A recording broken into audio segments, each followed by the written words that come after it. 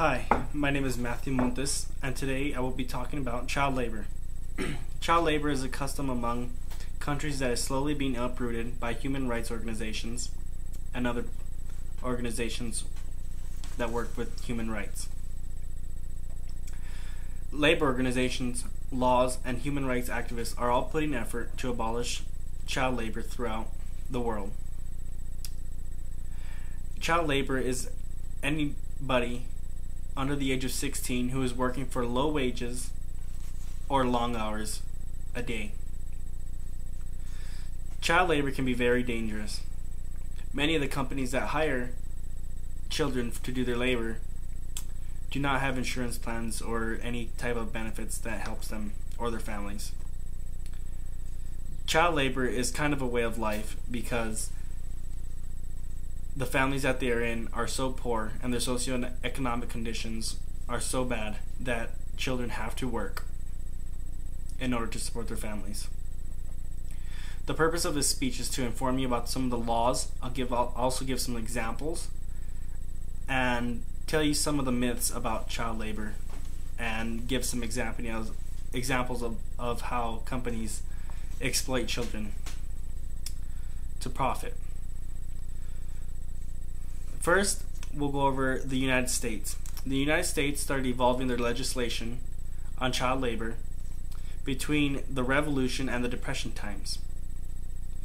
Children were originally allowed to work in agricultural communities such as farming or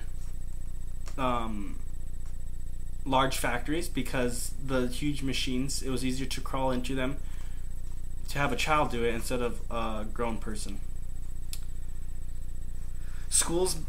When schoolhouses came about, the teachers allowed the children to work, but they had to be in good standing with the class, and they had to do their work for that week, and they had to put in the minimal amount of hours, which was dictated by the teacher. Children had to prove to their bosses that they had gone by having a letter from their teacher or from their parents if they were homeschooled. School kind of got in the way of a lot of working communities, so children were required to only read and write or grasp the concept of spelling in order to not attend school. After a study was put out, the U.S. rewrote the legislation, making more restrictions and some exceptions. A lot of the exceptions had to deal with agriculture type communities. Also, they had to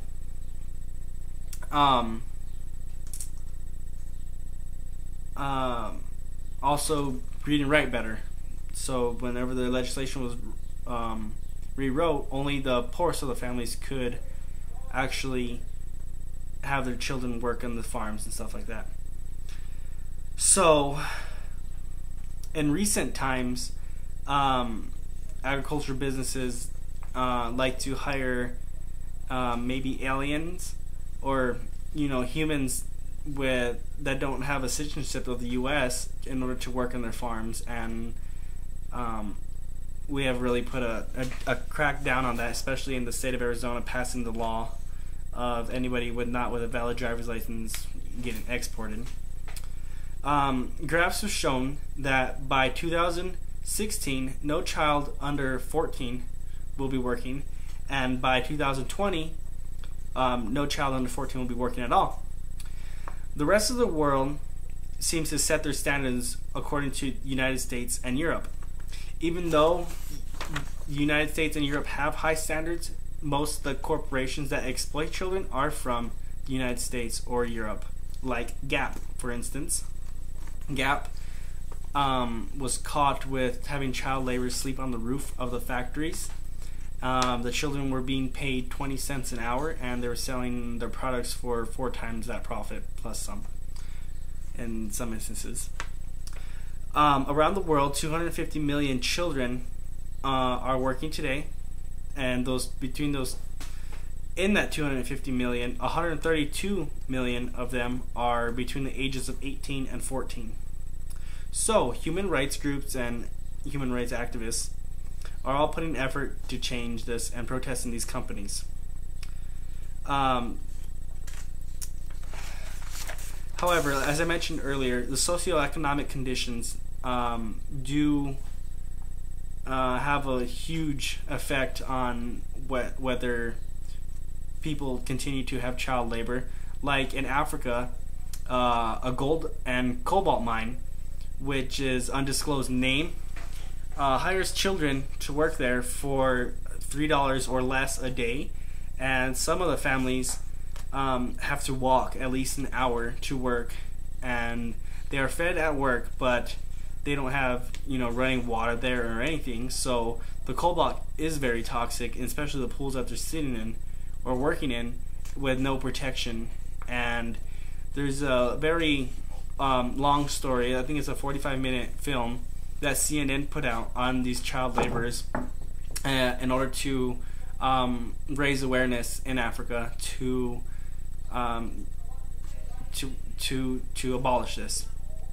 So, in conclusion, in order to stop child labor, is protest the companies that are selling those goods that use child labor. You look into it with the Department of Labor. .org is one major one that I found that gives a lot of information, and CNN, surprisingly enough, owned by capitalists, that also has a lot of information. So that's all. Thanks.